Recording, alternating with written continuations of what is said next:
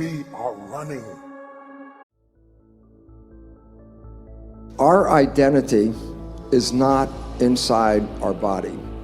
Our identity is picked up by protein antennas on the surface of our cells. The body is like a television set, and there's a broadcast coming in.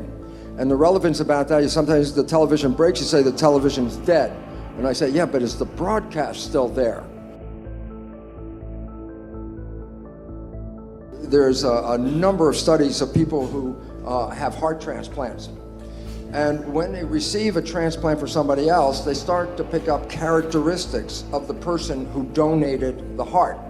Now, some people say that's cellular memory. As a cellular biologist, I think you're giving great credit of memory to a cell. A cell is lucky to remember if it's a liver cell or a skin cell, not if it likes chicken McNuggets and beer. But the story I just want to emphasize is this: a young girl received a heart from another young girl. And once the heart was implanted, just shortly after, she had very vivid nightmares of being murdered.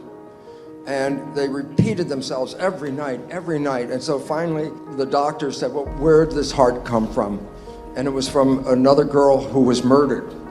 And the relevance about that was the nightmares were so vivid that when the police questioned her about what she had seen, they were able to catch the killer.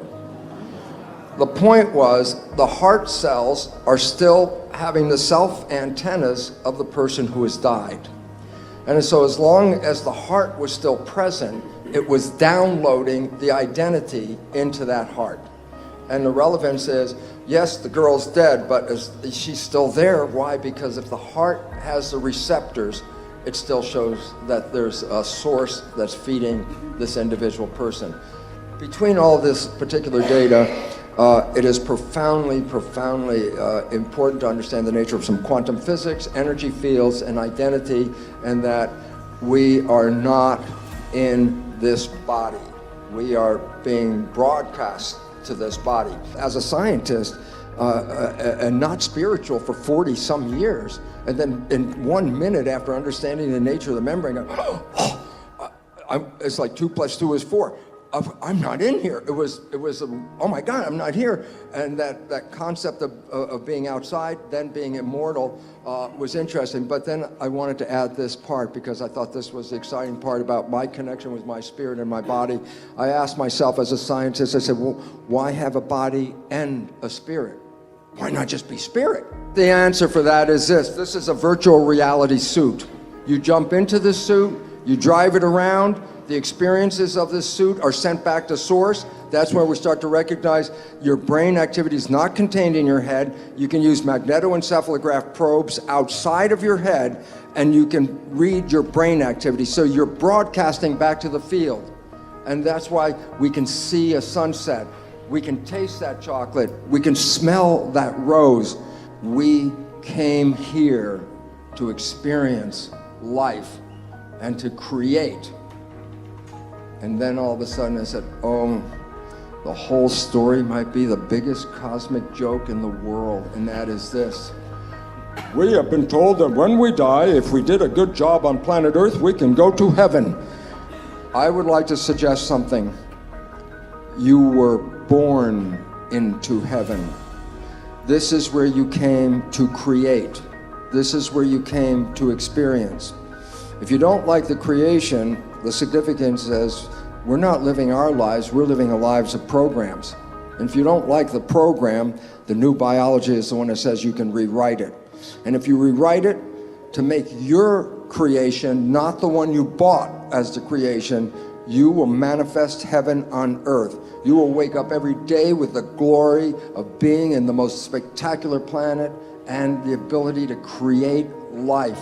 And that's what the joy is all about. What would happen if you stopped playing the program? And the answer is so wonderful because all of you have taken that red pill at some point, and that was when you fell deeply in love with somebody. And I said, what was happening when you fell deeply in love? And I say, for the first time in your life, you stopped thinking because everything you wanted is now right in front of your face. And when you stop thinking and you become what is called mindful, then you are in absolute control. I say, look, your life could suck every day until you met this person, and then heaven. In 24 hours later, you can experience heaven. And what was the difference? You stopped thinking and started being present. And so it becomes important, if you want to transform, then you stay present and you repeat what you like, and repetition is what will reprogram your subconscious. So as long as you stop the old talk, put in what you want, and repeat what you want, you have an opportunity to rewrite any program in your life.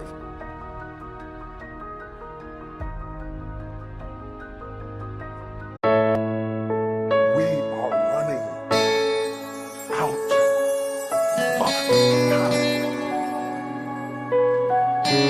What are you going to do with the time you have left? I say that if you don't reposition yourself, you could miss the best time in your life, in this season of life. Because we have got to change the way we think. We have got to change the way we function.